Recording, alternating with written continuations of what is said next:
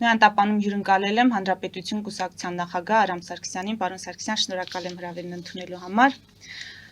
Բարև ձեզ, ես եմ շնորհակալ։ Հայաստանի եւ Ադրբեջանի ղեկավարները արժանացել են մարդկային եղբայրության Զայեդ մրցանակին, սա անկախ եւ միջազգային մրցանակ է, որը շնորհվում է տարբեր երկրներում անհատների, կազմակերպությունների, որոնք օրինակ են ծառայում, համագործակցում են, կամուրջներ են հարթում, ստեղծելով իրական մարդկային կապեր, հաճախ անձնական զոհողությունների գնով, բայց ես ուզում եմ հիշեցնել, որ խաղաղության համաձայնագիրը, որի համար Հայաստանի եւ Ադրբեջանի ղեկավարները արժանանում են այս մրցանակին, նախաստորագրված է եւ ոչ թե ստորագրված։ Այնչու այդպիսի մրցանակ շնորհողները կամ ավելի մեծ դերակատարները մեր ներսում գտնվող քաղաքական վերլուծական դաշտի ներկայացուցիչների պես թերահավատ չեն, որ այդ պայմանագիրը ի վերջո մի օր կստորագրվի։ Ալիևի տոնայնությունն էլ է փոխվել, ես դրական եմ գնահատում, նախ որ միջազգային հանրությունը անդադ հիշում է Հայաստանին ու Ադրբեջանին եւ որպես լավ օրինակ է բերում։ Դա օգտակար է մեզ, մեր ժողովրդին, մեր երկրի տնտեսությանը, ընդհանրապես խաղաղությանը, սրան պիտի դրական վերաբերվել եւ կարծում եմ Հայաստանի քաղաքական դաշտի ընդդիմադիր թևն էլ բացառությամբ որոշ բացառությունների մեծ հաշվով դրական է վերաբերվելու նման կոչումներ տալուն թե Ալիևին, թե Նիկոլ Փաշինյանին։ Ալիևը խոսում է, որ մոտ ապագայում շատ հնարավոր է համարել խաղաղության համաձայնագիրը ստորագրելը։ Ես պիտի ասեմ, որ վստահ եմ, որ ընտրություններից 2 ամիս առաջ ստորագրվելու է խաղաղության համաձայնագիրը եւ այսօրվա գործող խորհրդարանն էլ այդ ավելացնելու է։ Ես սրանում համոզված եմ, ես այս առումով ունեմ որոշակի տեղեկություններ արևմտյան իմ ընկերներից, գործընկերներից, որոնք Հանրապետություն կուսակցության հենքի վրա փորձում են լոբիստական կազմակերպություն ձևավորել Միացյալ Նահանգներում, Վաշինգտոնում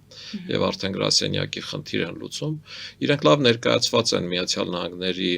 Հանրապետական կուսակցության շարքերում, բավականին ակտիվ են եւ իրենց տեղեկություններով դա այդպես է։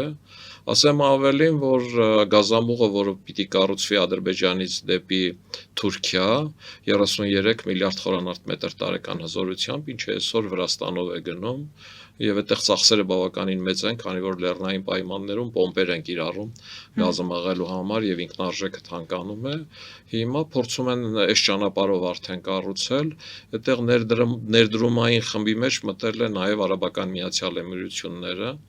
ինչը էլի շատ դրական է, որովհետև ինչքան շատ երկիր մասնակցի ֆինանսներ ներդնի Սյունիքում, այնքան պատերազմի հավանականությունը փոքրանա եւ այդ ընկերությունը Արաբական Միացյալ Էմիրությունների, որը մասնակցում է, ինքը արդեն վճարել է նախագծային աշխատանքների համար, դա համաձայնեցնելով թե Թուրքիայի, թե Ադրբեջանի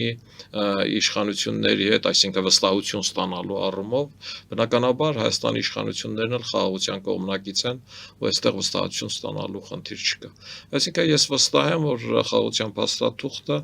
մինչև առաջիկա ընտրությունները կստորագրվեն։ Իմ տեղեկություններով 2 ամիս առաջ ընտրություններից, դա աստված որ այդպես լինի, դա աստված որ այս խորհրդարանը, որում քաղաքացիական պայմանագիրը մեծամասնություն է եւ արագ կվավերացնի, այդ գործընթացը դարձնի անդարձյալի, որ հաջորդ եկող որևէ քաղաքական ուժ չկարողանա այդ process-ը հետ դարձի ենթարկել։ Իսկ սահմանադրության փոփոխության այդ պահանջը, այսինքն դրա հետ ինչպես է վարվելու Ալիևը, հրաժարվելու են, թե դա էլ պետք է մինչև ընտրություններ հասցնեն իրականացնել Հայաստանը։ Քաղաքականությունը ինքը որոշակի ճկունություն ապահովելու հնարավորություններ տալիս է, ես կարծում եմ, որ թե Ալիևը, թե Նիկոլ Փաշինյանը տարբերակ կգտնեն այդ արդարացնելու, թե ինչու մինչև սահմանադրական փոփոխությունները խաղաղության համաձայնագիրը ստորագրվեց։ Ընդհանրապես, եթե նայենք ռետորաբանությանը, Ալիևը շատ կոշտ ռետորաբանություն էր օգտագործում թե միջանցքի մասով, ուժով բացելու առումով, թե ընդհանրապես Սյունիքի առումով, խոսքը գնում էր նաև Սևանա լճի առումով, Վարդենիսի առումով։ Այսօր այդ բաները չկա, այսօր Ալիևը ասում է, որ մենք պիտի սովորենք խաղաղ ապրել, մեր ժողովուրդները երբեք խաղաղ չեն ապրել, խաղաղությունը փոխադարձ օգուտ է բերում թե մեզ, թե Հայաստանին, թե տարածաշրջանին եւ ապրի միջազգային հանրությունը, որ այդ խրախուսելու համար երկուսին էլ որոշակի խաղաղության կոչումներ է տվել։ Ալիևը նաև ասում է, որ հերոյ չի այն օրը, երբ հայկական բեռները կանցնեն ուղղակիորեն Ադրբեջանի տարածքով, բայց այստեղ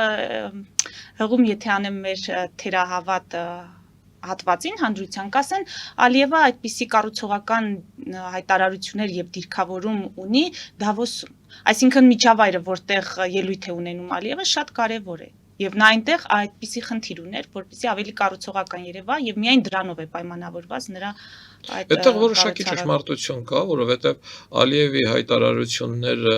եվրոպական հարթակներում եւ Ալիևի հայտարարությունները թուրքալեզու երկրների հարթակներում իրարից տարբերվում են։ Դա շատ բնական է։ Այդպիսին է նաև Էրդողանը ինքը հարթակներում այլ բան է ասում, եւ Թուրքիայի ներքին թուրքալեզու երկրների կամ ազգայնական կուսակցությունների հետ է հանդիպում, բացարձակ այլ բան է ասում, դա ներքաղաքական խնդիրներ լուծելու համար է, ներքին լսարանին բարեհաճ լինելու, ընտրությունների ժամանակ հնարավորինս շատ քվե ունենալու համար է, որ խաղաղությունը միանշանակ անհրաժեշտություն է, այդ անկասկած, որ Ալիևը գիտի փողի գինը, գնահատում է փող աշխատելը եւ ուզում է իր պետության տնտեսությունը զարգացնել, սա էլ անկասկած է։ Այն դեպքում, երբ որ կարող ես ընդամենը 45 կիլոմետր Հայաստանում, 120 կիլոմետր Ադրբեջանում, թեթև վերանորոգելու եւ մի 2-3 կիլոմետր էլ երասխում վերանորոգելու բaragայում հասնել մինչեւ Թուրքիա, մինչեւ Իզմիր, այնտեղից հասնել մինչեւ, չգիտեմ, Փարիզ, Հռոմ, Այս հաշվի չառնել են մարդով փոխհաշվել գիտի, ով լոգիստիկայի մեջ մտած է, չի կարող այս հաշվի չառնել, որովհետև Իրանում այդ ճանապարհը չկա, Թուրքիայում այդ ճանապարհը չկա, կկառուցվի առաջիկա 10 տարիներին, թե ոչ էլ մեծ հարցական է, իսկ այստեղ այդ ճանապարհը կա։ Եվ այդ ճանապարհը բավականին լավ ճանապարհ է, այդ ճանապարհը զրոյից կառուցել պետք չի, իրեն ուղղակի վերազինել է պետք, արագությունները մեծացնել, եւ այդ ճանապարհը հանգիստ կարող է գործել, իսկ որ դա մեծ շահույթներ կապահովի Ադրբեջանին, Նախիջևանի հետ իրանք լավի ուղիղ կապ ունենալու, Թուրքիայի հետ ուղիղ կապ ունենալու եւ ավելի կարճ, ավելի մատչելի ճանապարհով, շատ ավելի մեծ երկաթգծի վագոններ կրող մեքենաներով Թուրքիա բեռներ տեղափոխելու առումով էս անկասկած։ Եթե այստեղ ավելացնենք նաև Միջին Միջանցքի տարբերակը, որ Միջինասիական հանրապետություններից եւ Կենտրոնական Ասիայից, ինչի չէ նաև Չինաստանից բեռներ կտեղափոխի այստեղից մինչեւ Եվրոպա, այդ դառնում է արդեն գերկարևոր, շատ շահութաբեր, Ադրբեջանի համար բավականին մեծ տարածքով է անցնում այդ ճանապարհը եւ այդտեղ տրանզիտային հնարավորություններն են նաև մեծանում, քաղաքական կշիռն է ավելանում, սա շատ է Ադրբեջանի համար, քան որևէ պատերազմ, որևէ տարածք իր օգուտներով։ Եվ Ալիևը ճիշտ է հաշվել եւ այդտեղ չի ստում, ես համոզված եմ։ Պարոն Սարգսյան,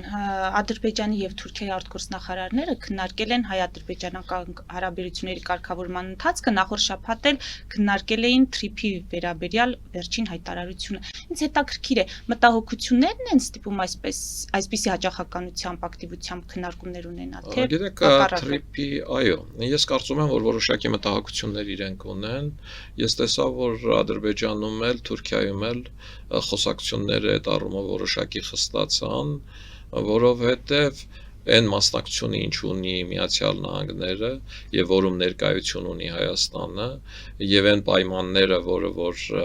թելադրվում է ստորագրված կամ նախաստորագրված էլի փաստաթղթով, որը վերջնական չի իր էությամբ, իր վերջին տողում դա է գրված, ստորագրվեց Արարատ Միրզոյանի եւ Ռուբիոյի հետ, այստեղ Ադրբեջանն ու Թուրքիան միանշանակ քննարկելու բաներ ունեն, այստեղ ամբողջ խնդիրը նրանում է, որ իրենք տիրապետում են թե TRIP-ում հայկական մասում այդ 74% ամերիկյան բաժնեմասը, որ ընկերություններն են ներդրում անում գումարները, որտեղ դրանք մասնավոր ընկերություններ են, իրենք իհարկե կցանկանային, որ թուրքական ընկերություններ լինեին կամ իրենց բարեկամ երկրներից որևէ ընկերություններ լինեին, բայց դրանք չկան եւ այդտեղ հիմնական ներդրում անողը Միացյալ Նահանգների նախագահ Դոնալդ Թրամփի փեսան է, Քուշները, որը նաև բանակցում է Ուկրաինայով եւ այլը, ու այստեղ մտահոգություն իրենց նրանում է, որ Քուշները ազգությամբ հրեա է։ Եվ Դա ինչ է նշանակում։ Իսկ եւ հրեական համայնքի մոտ շատ լուրջ ազդեցություն ունեցող, իսկ հրեա ժողովուրդը Իրանից հետո իր համար մեկ թշնամին համարում է Թուրքիային, քանի որ Էրդողանը համարում է Երուսաղեմը թուրքական քաղաք, ասում է Պաղեստին պետությունը պիտի ճանաչվի Երուսաղեմ մայրաքաղաքով, քանի որ մենք ենք թողել եւ ընդհանրապես հարցումներով Իսրայելում եթե չեմ սխալվում 64% հրեա ասել էր, որ իրենց համար մեկ թշնամին Թուրքիան է, ոչ թե Իրանը, որտեղ Իրանի հետ համարում են խնդիրներն արդեն լուծված։ Դուք եք, այսինքն բաժնի տոմսերի այդ համամասնությունը կամ բաժանումը, որը այս պահին կա, նորմալ համարում։ Ոչ միայն նորմալ եմ համարում, ես պիտի ասեմ, որ դա մեծ ձեռքբերում եմ համարում, ապրեն այդ ուղղությամբ բանակցողները, օրինակ կարող եմ ասել, որ Թուրքիայի ոսկու արդյունաբերության 100%-ը պատկանում է Միացյալ Նահանգների ընկերություններին եւ թուրքական իշխանությունները կամ թուրքական բիզնեսը այդտեղ ունի ընդամենը 3%, այսինքն 97%-ը Ամերիկայինն է, 3%-ը Թուրքիային, կամ ասենք, այսպես ասեմ, Հարավկովկասյան երկաթուղիները, որ տվել ենք մենք կառավարման 100%-ը Հարավկովկասյան երկաթուղիներն է, կամ ասեմ Սոտքի հանքավայրը, որը շահագործում են ռուսները, 100% ռուսներինն է, կամ Քաջարանը, որը Հայաստանի համար մեկ հարկատուն է ամենահազորը եւ գերկարևոր նշանակություն ունի Հայաստանի բյուջեի մուտքերի առումով, որը հիմնականում վալյուտա դոլար բերողն է, ինչի խնդիրն ունի Հայաստանի տնտեսությունը եւ մեր պարտքերը հենց դրա վրա են գոյանում, այս պարագայում էլի բաժնեմ ասում, ասենք Հայաստանը 18% ունի, մնացածը ռուսական է, այն էլի այս իշխանությունները այն Զուրաբովի Ստրոցենկո փոփոխության շրջանում կարողացան ինչ-որ որոշակի տոկոսներ վերցնել։ Ես ընդհանրապես կարծում եմ, որ որոշակի ուղղություններ Հայաստանի Հանրապետությունը, օրինակ հայկական երկաթգիծը, որը Հայաստանի Հանրապետության պետությանն է, կոնցեսիոն համաձայնագրի պիտի ամբողջությամբ խզվի, ինքը դառնա պետական, հետո բաժնետիրական ընկերության սկզբունքով որևէ երկրի հետ բաժնետիրական կառույց կազմվի, եւ ես կարծում եմ, որ այդ 40 տարին, որ նշվում է, այ 40 տարուց հետո որ նշվում է, որ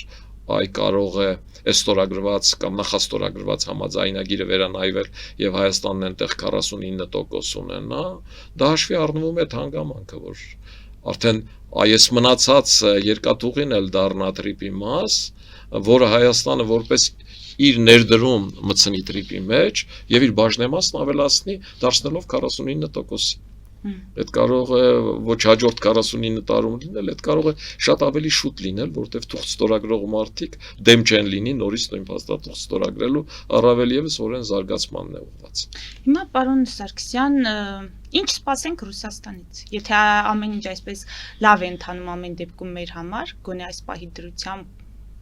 ինչ սպասենք Ռուսաստանից, հաշվի առնելով Սոլովյովի հայտարարությունները, Դուկինի հայտարարությունները, ասում է Վենեսուելան այդքան կարևոր չէ, որքան Հայաստանը, եւ մենք պետք է մեր խնդիրը շատ ուղիղ ձևակերպենք, որ Հայաստանը չպետք է կորցնենք, եւ եթե անհրաժեշտ է, անգամ հատուկ գործողություններ իրականացվեն, ինչպես Ուկրաինայում։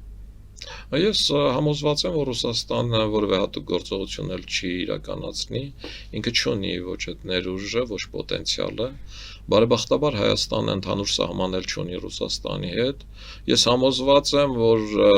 եթե հետ նայելու տարբերակ ունենա Ռուսաստանի նախագահ Վլադիմիր Վլադիմիրի Պուտինը, ապա ինքը 2022 թվականին չէր սկսի Ուկրաինայի պատերազմը, որովհետև այդ պատերազմի արդյունքում իրենք ոչ թե շահում են, այլ բազմաթիվ պարամետրերով կորցնում են, եւ դա ակնհայտ է, հետեւաբար նոր կորուստների դաշտ մտնելը Ռուսաստանի շահերից չի բխում։ Բայց Ռուսաստանը շարունակելու է ինչ անելու, շարունակելու է հիբրիդային պատերազմը այդ երկրների դեմ, ներառյալ Հայաստանի, ներառյալ նախկին ԽՍՀՄ բոլոր հանրապետությունների, հիբրիդային պատերազմի համատեքստում հիմնականում օգտագործվում են երկրորդ, երրորդ դեմքերը, բայց երբ արդեն անցնում են առաջի դեմքերի մակարդակի, դա նշանակում է, որ այդ երկիրը ջղաձգվում է, ասենք, երբ որ դասում էր Սոլովյովը, դա ինչ որ կերպ էլի կարելի էր համարել հիբրիդային պատերազմի մշակված պետության կողմից ուղղություն, բայց երբ որ դասում է Լավրովը, դա արդեն բացարձակ այլ բան է, եւ այս համատեքստում Հայաստանի իշխանությունները արտաքին քաղաքական դաշտում պիտի հստակություն մտցնեն, ինչը ես բազմաթիվ անգամներ ասել եմ, որ երկու աթոռի վրա նստելու քաղաքականությունը ինչ որ պահից վտանգավոր է դառնում եւ բավականին ռիսկային։ Եվ այդ համատեքստում ես Յոսիֆ Ստալինից հետո ավելի հայատյաց քաղաքական գործիչ, քան Լավրովն է Ռուսաստանի Դաշնության արտգործնախարարը, որին էլ ասում են որ իբր հայկական արմատներ ունի, ինչքան պիտի հայկական արմատը այդ մարդու մեջ մեռած լինի, որ այդ կարգի վատություններ անի, որովհետև ես որոշակի առումով փորձել եմ ուսումնասիրել, հասկանալ ռուսական քաղաքականության փոփոխությունները, եւ այդ փոփոխությունները սկիզբ են առել 2004 թվականից, երբ Ռուսաստանի ԱԳՆ նախարար նշանակվեց Լավրովը։ 2004 թվականին Ռուսաստանն ընդունեց արտաքին քաղաքականության նոր դոկտրին, որի հիմնական գաղափարախոսության մեջ կարևոր դերակատարություն արդեն ունեին դուգինները, Սալավյովները։ Արդյունքում 2008 թվականին տեղի ունեցավ հենց Լավրովի ԱԳՆ նախարար եղած ժամանակ Վրաստանի անեքսիան, իրանք մտան Վրաստան։ 14 թվականին անեքսիայի ենթարկեցին Ղրիմը։ 2020 թվականին իրենք Թուրքիայի հետ համագործակցությամբ համատեղ վերահսկման կետ դնելով բռնազավթեցին Արցախը, փորձելով այդ ուղղությամբ իրենց ներկայությունը պահել։ Դրանից հետո արդեն 2022 թվականին Ուկրաինայում։ Այս ամեն ինչի հիմքը ու հայրը ավելի շատ Լավրովն է, եւ ես հուսով եմ, որ այդ մարդը նաեւ տարիքի հետ կապված, նաեւ ունեցած ձախորդությունների հետ կապված շատ արագ Ռուսաստանում կփոխվի առաջիկա ժամանակներում եւ իր փոխարեն ավելի ստապ, ավելի մտածող մարդ կբերեն, որը ոչ թե հարևաններին կամ գործընկերներին պահանջում է ենթարկվել, այլ առաջարկություններ է անում արտաքին քաղաքական ուղղություններով,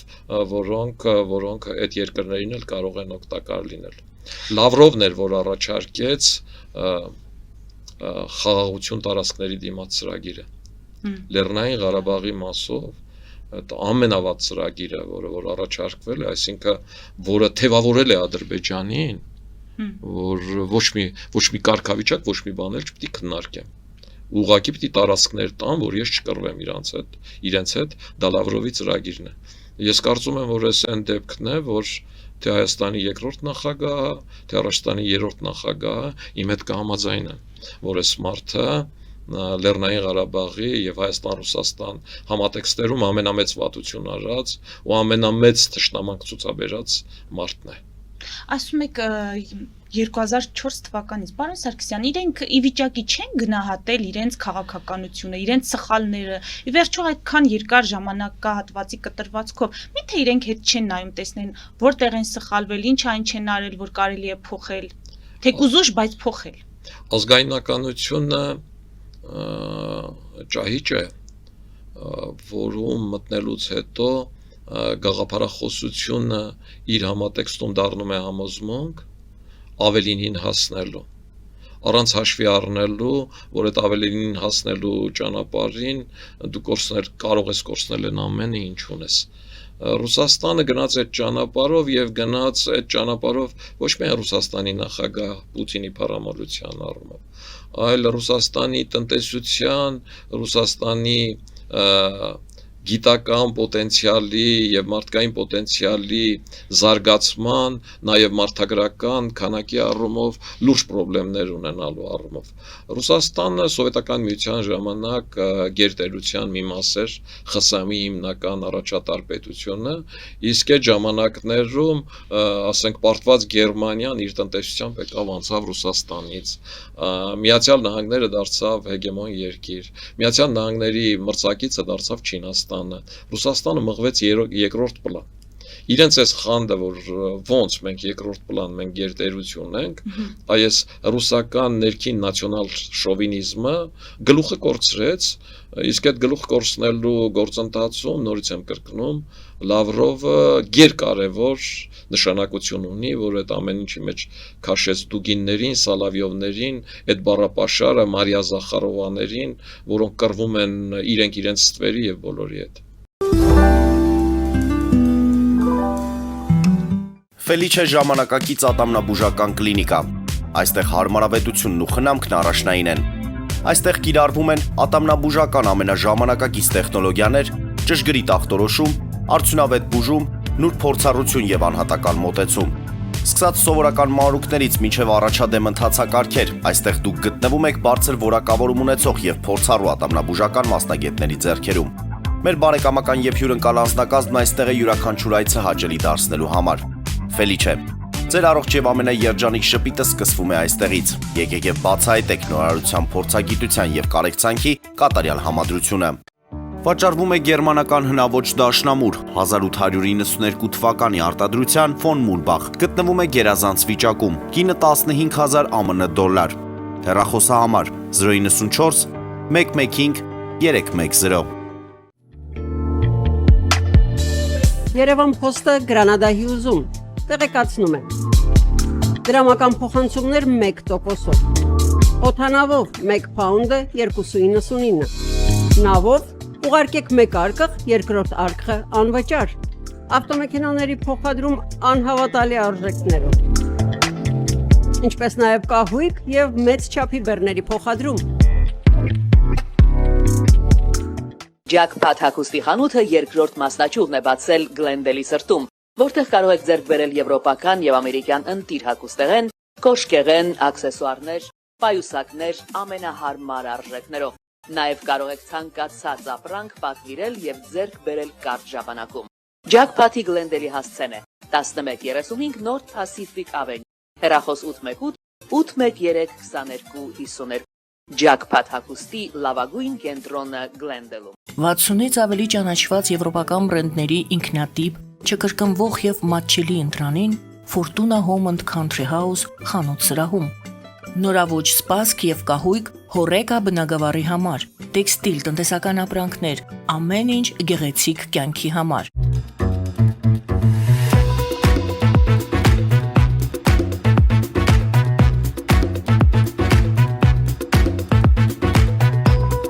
Արարատ ռեստորան, ընտանեկան եւ ընկերական ժամանցի լավագույն հասցե, սիրված արտիստներ, հյուրընկալ մթնոլորտ, հարուստ ճաշացան, անմահական խորտիկներ։ Արարատ ռեստորան, հասցեն անփոփոխ, սիրով սպասում ենք ձեզ։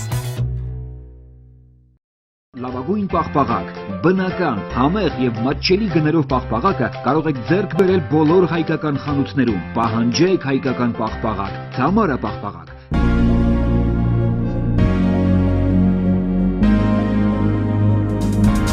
Տպագրեք ձեր գիրքը նոյան տապան տպագրատանը, ինչպես նաև թերթեր, ամսագրեր, բուկլետներ եւ այլն։ Հասցեն քաղաք Երևան, Իսահակյան 28 առաջին հարկ։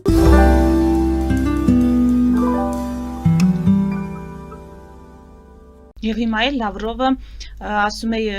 ես հայ հասարակության փոխարեն կմտածեի Կայա Կալասի հայտարարությունների կապակցությամբ, որովհետև եթե նա ասում է, որ Մոսկվան Հայաստանում ընտրությունների շեմին կկիրառի մոլդովական սցենարը, նա հիշեցնում է, որ մոլդովական սցենարը հետևյալն էր՝ կոպիտ ընտրակեղծիքներով Սանդուն ընտրվեց նախագահ։ Եւ հայ հասարակությունը պետք է այս հայտարարությունից հետևություններ անի։ Ռուսաստանի դժբախտությունների մի մասն էլ ժողովրդավարության համատեքստում է, որովհետև իրենք այդ իրենց մոտեցումներով միշտ աշխարհից տարբերվել են։ Այն տարիներին, երբ որ Հայաստանում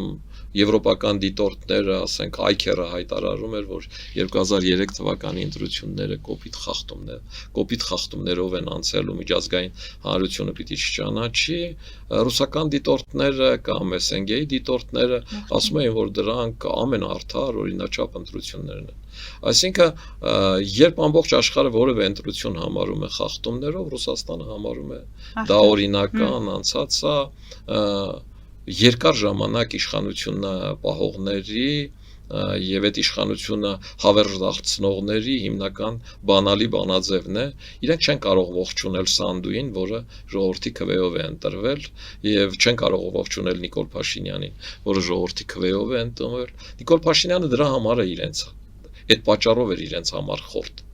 որ ժողովրդի քվեով էր ընտրվել։ Այդ երկրները միշտ վախենում են այ ժողովրդավարական այդ process-ները իրենց երկրներ հասնելուց,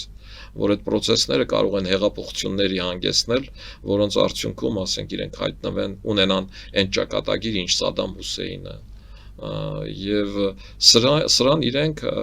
թե գիտակցությամբ թե ենթագիտակցությամբ հակադրվում են։ Ցավոք Լավրովը այդքան իրականությունից կտրվել է, որ Մոլդովայի ընտրությունները համարում է կեղծիքներ։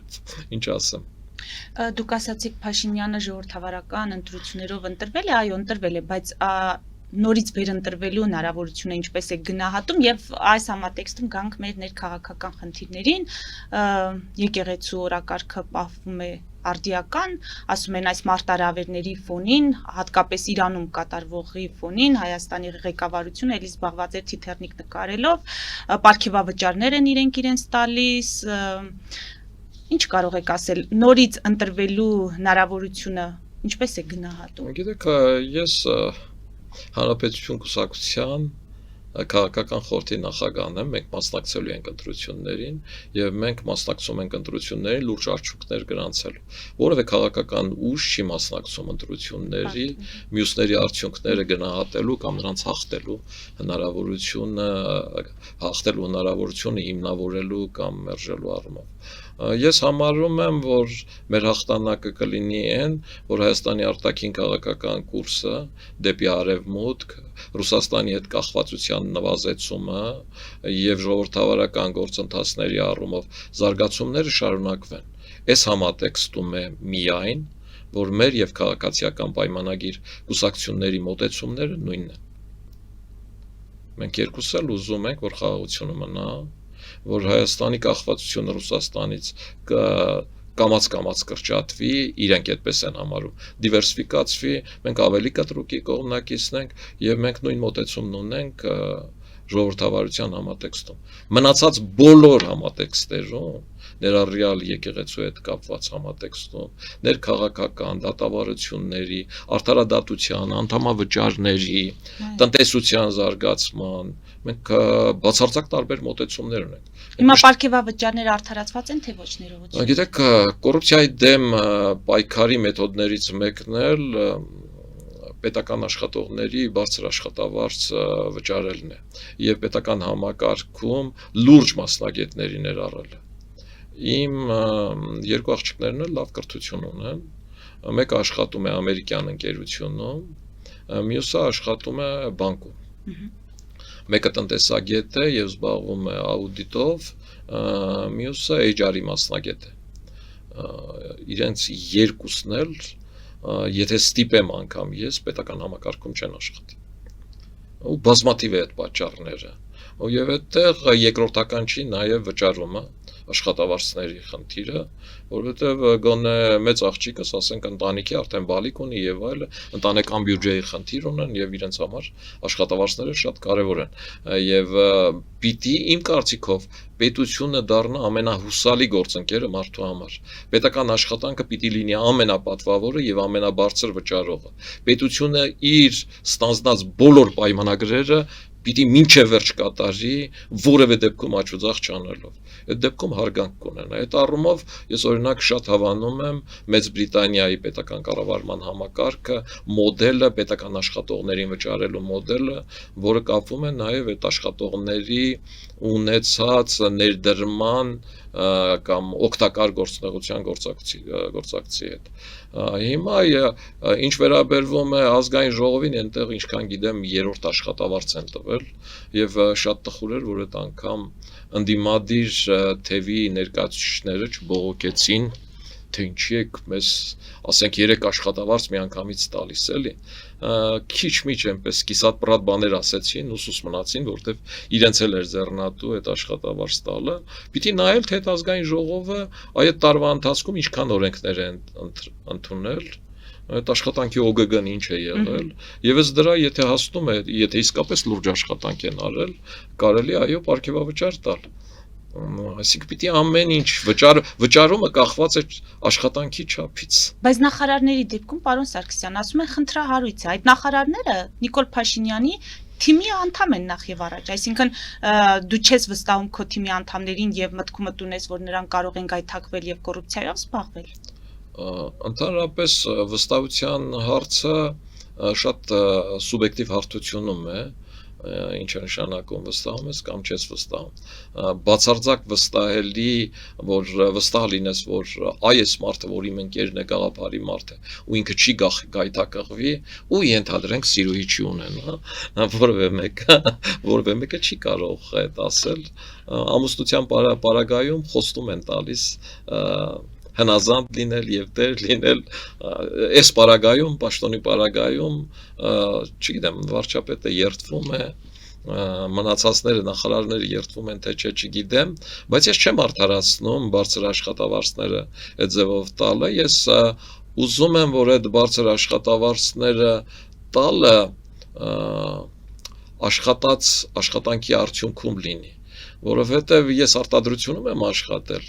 ու մարդկանց աշխատավարձը միշտ կապված է եղել իրենց տված արտադրանքից իմ տրամաբանությունը միշտ այդպիսին է շատ են ցեմենտ արտադրել շատ աշխատավարձ են ստացել քիչ են արտադրել քիչ են ստացել հետեւաբար իրենք շահագրգռված են եղել միշտ շատ արտադրելու հետեւաբար իրենք շահագրգռված են եղել աշխատանքի գործիքները լավ պահելու որ նրանք չխափանվեն որ վթարներ չլինեն որ իրենք աշխատեն որ աշխատավարձ ստանան պետությունը գործարան է ինքը պիտի այդ սկզբունքով աշխատի եթե այդ սկզբունքով է աշխատում ոչ մեկը չի ասում թե արտադրամասի պետը ինչի այդքան թանկ աշխատավարձ ստացավ օրինակ իմ ժամանակ բելազի վարորդները այդ մեծ մեքենաներ են որոնք հանքակար էին կրում մինչև 1,200,000 աշխատավարձ էին ստանում իսկ այդ ժամանակ այդ ֆանտաստիկ թվեր էր այդ պետության ոչ ղեկավարը ոչ վարչապետը այդպիսի աշխատավարձ չէր ստանում ուղղակի մարդը վարում էր մեքենան քրտնաջան տանում էր հաշվարկված էր որ այսքան բերելու դեպքում ամեն տոննայից ինքը ինչքան պիտի աշխատավարձ ստանա այդ էր ստանում այսինքն իմ մոտեցումը այս խնդրում էսպիսին է հիմա դուք նաև վերադառնանք ձեր այն մտքին որ Հայաստանի իշխանությունը վաղ թե ուշ պետք է դադարի երկու աթոռի նստելու այդ փորձերը եւ կողմնորոշվի ինձ հետ հարցազրույցում էլի նման կարծիք հայտնող եղել է հիմա մենք այդ կողմնորոշվածությանը երբ սպասենք մինչև ընտրությունները դա հնարավոր է կամ դրա հնարավորությունը ինչպես կգնահատեք Ես կարծում եմ որ ոչ որովհետեւ երկու պատճառով նախ քաղ տեխնոլոգիայի առումով հանրությունը միշտ վախենում է ռադիկալ փոփոխություններից հանրությունը միշտ այսպես էլ մնա լավ է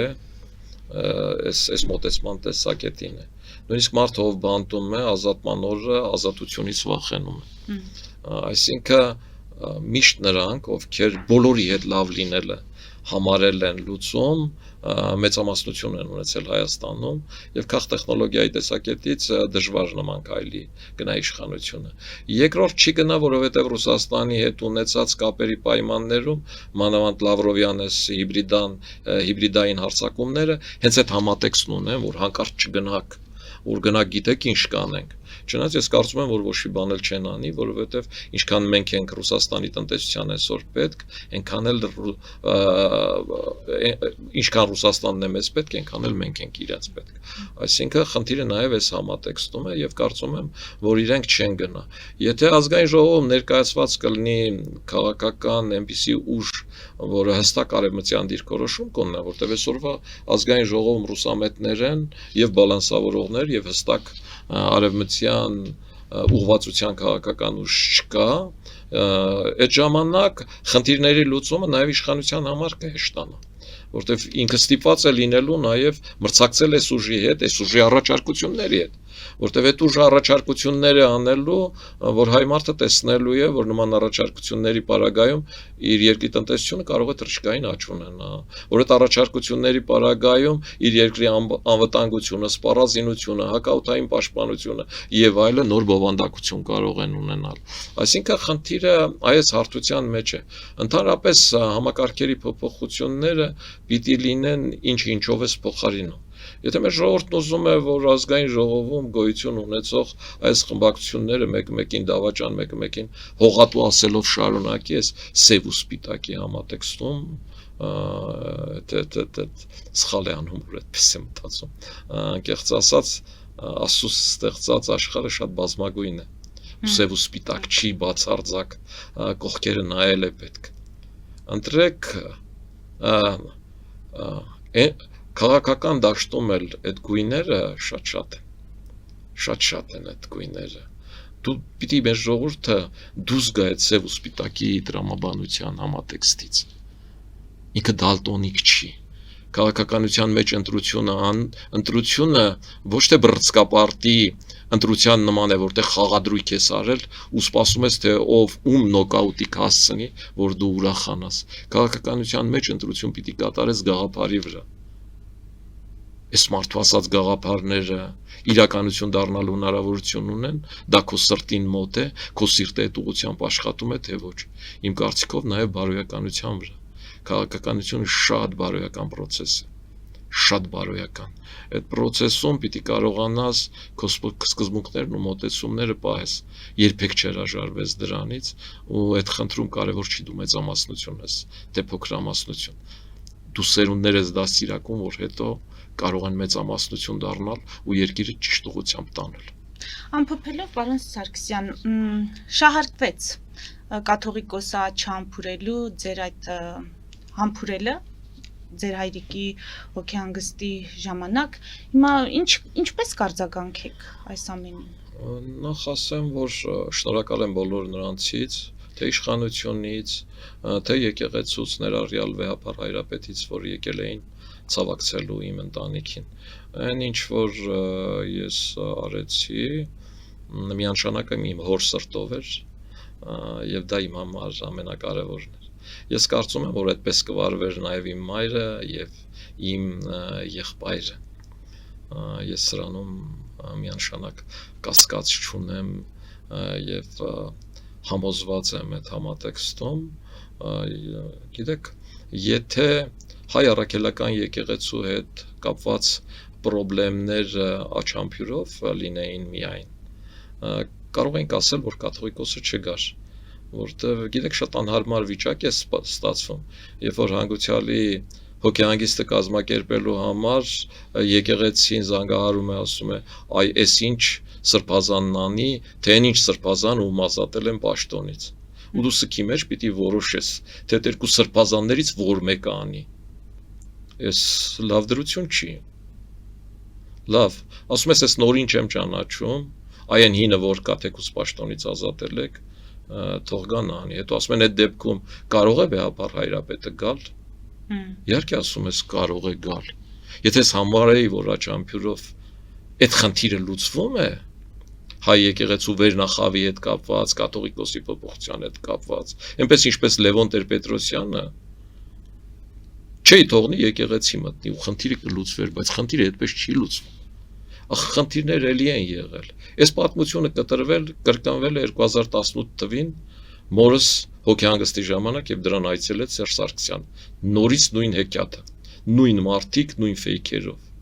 Այս պատմությունը կրկնվեց նաեւ, երբ դատական համակարգի խնդիրները փորձում էին լուծել դատավորների ոտքերից, դատարանների դռան դեմից քաշ տալով։ Երբ որ մենք ասում ենք, որ դատական համակարգի խնդիրները այդպես չի կարելի լուծել, հեղափոխական մեթոդով քաղաքական իշխանության խնդիր է լուծվում։ Դատական իշխանության խնդիրը հեղափոխական մեթոդով չի լուծվում, նույնը եկեղեցու խնդիրը, այդ մեթոդով չի, որ լուծել է պետք։ Արդյունքում ինչ եղավ, դատական իշխանության խնդիրը լուծվեց, առ այսօր չի լուծվել։ Սամվել Կարապետյանի դատավարությունները դրա փայլուն օրինակն են, որ չի լուծվել այդ խնդիրը։ Որևէ մեկին փոխելու համար մոտեցումը պիտի լինի այսպիսին. ունենաս մեկ ուրիշը, որը շատ ավելի լավն է, քան այդ մեկը, որը ներկայանա որպես այդպիսին, որը ընկալելի կլինի հայ առաքելական եկեղեցու վերնախավի, հոգևոր խորհրդի եւ նաեւ նրա հոգևոր հոտի մեր բոլորի համար, եւ այդ փոփոխությունը ինքնաբերաբար կլինի։ Փոփոխության այս տարբերակը, որով որ գնում է Հայաստանի Հանրապետության իշխանությունը, ցավոք սրտի արդյունք չի տալու։ Ընդհակառակը, եթե կուզեք իմ արարքը հայ առաքելական եկեղեցուն իմ պարտքի կամ այսպես ասած իմ փոքր ներդրման մասնայեք։ Մեր ժողովուրդը նաև սովորում է հարսանիքներ, ծնունդներ, թաղումներ գնալով։ Նայում են ով եկավ, ինչ արեց, ոնց բարևեց, ինչ էր հագել, ովում հետ ոնց խոսեց, ոնց դիմավորեց, ոնց ճանապարհեց։ Դաստիարակվում են սրանով։ Ես համոզված եմ, որ այ բազմաթիվ երիտասարդներ, ինչպես ես, իրենց կյանքում 2-3 կաթողիկոս են փոխելու, թող Աստված կաթողիկոսներին երկար կյանք տա։ Բայց իրենք իմանան, որ կաթողիկոսի աչքը համբուրում են։ Այս նաև իմ կողմից պարտքեր իմ հոր վանահայր պապիկին։ Ես համարում եմ, որ այն սև ու սպիտակը, ինչը մեր ժողովուրդը դնում է, այս սրան սիրում եմ, նրան ատում եմ, այս ծեծել եւ փոխել է պետք, կախել է պետք, որովհետեւ դավաճան է, որտեւ մարդասպան է։ Ժողովուրդ, եթե ես եք ուզում, նույն խորհրդարաններ գնացեք ընտրեք։ Եթե չեք ուզում, ընտրեք մեզ։ Ես ձեզ խոստանում եմ, որ ես կարող եմ թե խաղաղությունը պահել, եւ թե արևմտյան գործընկերների հետ Հայաստանի տնտեսությունը հասցնել թռիչքային աճի, իրական թռիչքային աճի, որը կբերի լուրջ աշխատատեղեր։ Շնորհակալ եմ։ Ես եմ շնորհակալ։ Մեծ դիտողներին հիշեցնեմ, որ զրուցում էի Հանրապետություն կուսակցության նախագահ Արամ Սարգսյանի հետ։ Մեր ուղիղ եթերները կարող եք դիտել Patreon-ում, նաև այդ հարթակում աջակցել մեզ էկրանին երևացող QR կոդով։